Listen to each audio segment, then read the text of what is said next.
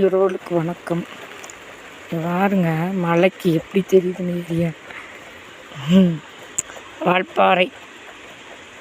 Valparai to Pollachi park தெரியுது பாருங்க. அந்த ஓரத்தில் இருக்கிறத பார்க் மேலே.